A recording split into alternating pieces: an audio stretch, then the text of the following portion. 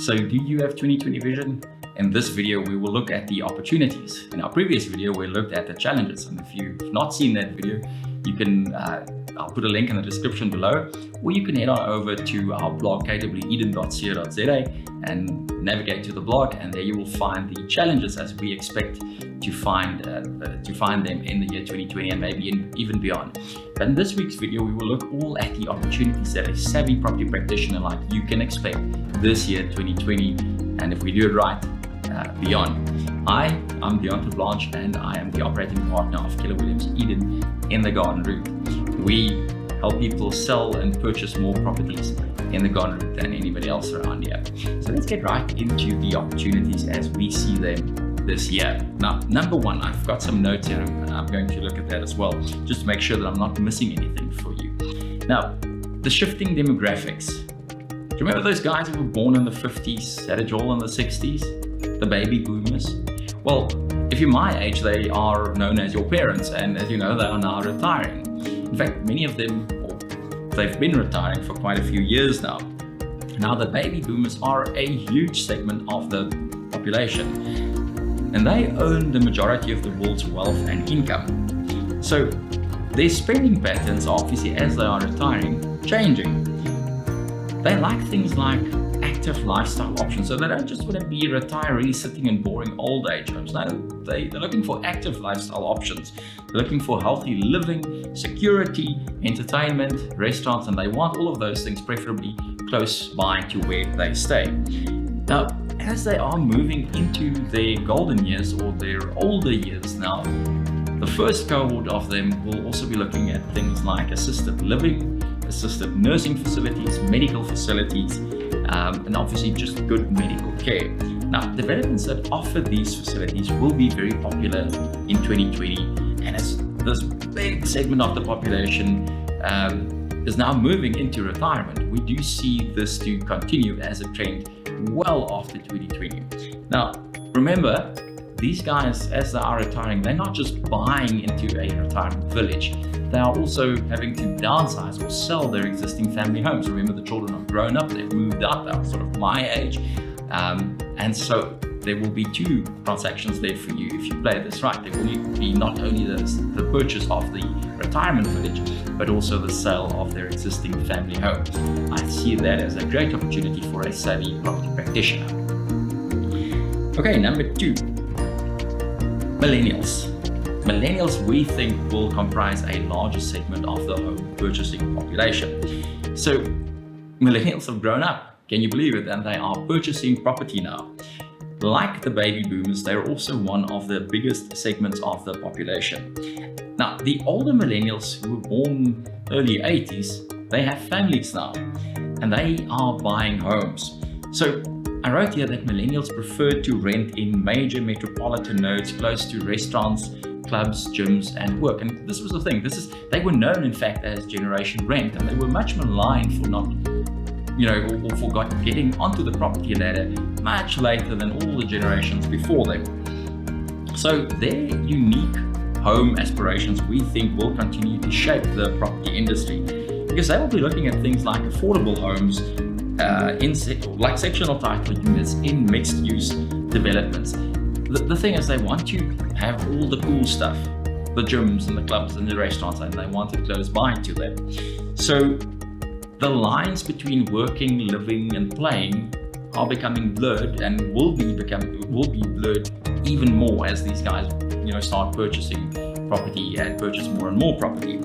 So these mixed-use suburban nodes near work areas essentially will prove very popular, especially if they accommodate this like a lock-up-and-go lifestyle, so to speak, of the millennials. Of course, millennials are still renting. They are still, a big portion of them are still Generation Rent. And like those who start buying properties, these guys are also still interested in, properties that give them that living, working, playing setup close to where they live, of course. So property owners with good rental properties, well priced, can still expect good rental returns, I think, in 2020 and beyond. So we see the rental market exploding and doing quite well this year. Number 3, the growth of second-tier cities. Now, places like Midrand, Knysna, George, Mossel Bay are proving to be very popular because they offer a more relaxed lifestyle than the bigger cities. People just do not want to work or be, stuck in traffic anymore. They want, or they are able at least, to work remotely now. They don't have to be in the office all day long or even every day. And that's why these second-tier cities are proving to be very popular. As I said, they offer a more relaxed lifestyle than the bigger cities. For example, I travel to Gauteng every month from George to Joburg. The funny thing is that I'm recognizing many of the faces on the plane, and they are in many instances recognizing me. It's the airport is close to where I stay, and it's a quick flight. It takes about an hour and a half to at most 2 hours to get from George to a place like Joburg, for example. So it's an easy thing to do, and this is very prevalent with many people now. It's not just an isolated trend, as I said. It's also large corporations who are setting up offices, or they head offices even in places like Midrand. Now, Midrand now has a place like, let's say, or companies like Deloitte and PricewaterhouseCoopers. You can imagine the rental rates are lower. Traffic is less congested. It's very close to, it's in between Joburg and Pretoria. And we can see this trend continuing well into 2020 and after.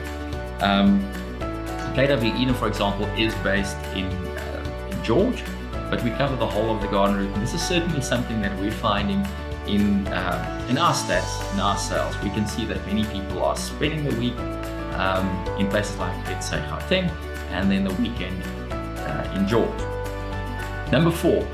Now, imagine something is so popular, it's becoming so prevalent that it actually has its own word, which is semigration. So to escape the hustle and the bustle, the crime and the congestion of city life, many people are now looking for less hassle places to live. And they get this in the Garden Route, they get this in Boland, they get this in all sorts of other places just outside of the big cities. So George, or the whole of the Garden Route, has a very high standard of living. In fact, there's an online user-submitted database called Numbeo, and they said with a rating, the user rating, they found that George has the highest standard of living of any city in South Africa. Now, it's not just an opinion that they express. They get this rating based on a city's purchasing power, safety, healthcare, climate, cost of living, traffic, and pollution. So the funny thing is, George is first, Knysna is second, and Port Elizabeth is third of the cities in South Africa with the highest standard of living. I live here myself, and let me tell you, I think this is true for every single town in the Garden Route. Every single town will offer that same high standard of living to its inhabitants. Now, previously, semigrators were prone to rent. They already rented properties rather than purchased properties, and we see this as a trend that is now changing. We see them purchasing more properties now. So if you have access to enough properties for these guys, if you are a marketing savvy property practitioner, we think you can do very well with the semigration trend, or the semigrators moving from places like, again, Joburg and Pretoria and all sorts of other places to the Garden Route, the Boland again. Number 5, or trend 5, that we see as an opportunity for a savvy property practitioner is affordable housing. Look, in our previous video, we explained that the economy has been sluggish for quite a while, but especially this year, 2020, it will continue and probably beyond. So there are fewer luxury purchases being made. This is obviously bad for the luxury property market, but again, it's very good for the affordable property market. Also, properties priced at 900,000 Rand or less attract no transfer duty, and there's also great government subsidies or help available to the affordable property market, especially those first-time property purchases.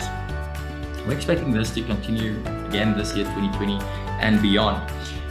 And to continue or to capitalize on this trend, you need to have access to well-priced properties. We see that especially in sectional title units or sectional title unit developments. And if you can build relationships with developers who target the affordable property market especially the first time home buyer property market, you can do very well. So it will be good for you if you can understand the government subsidies like the FLISP or the FLISP subsidy, because this will be a market that can do well for you 2020 and well beyond that.